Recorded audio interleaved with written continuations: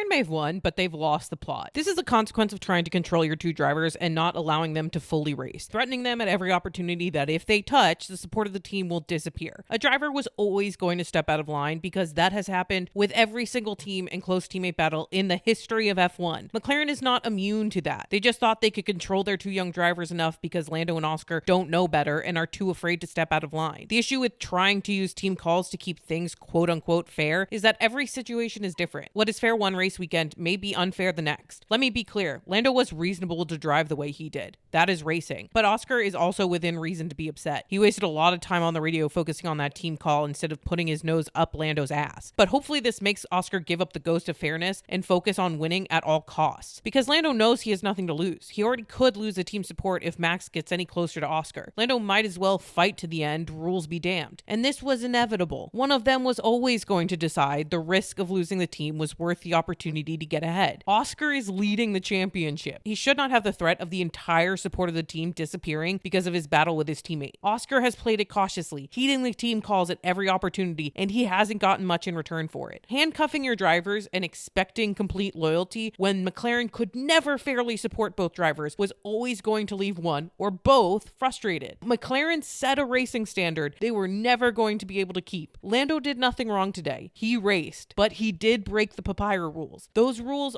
already ignored how racing worked in the first place, and it's reasonable that Oscar is pissed and confused. This is why McLaren failed both drivers from the beginning. This was always going to happen because racing is never perfectly clean. The only way a championship should be decided is on the track and not on the radio.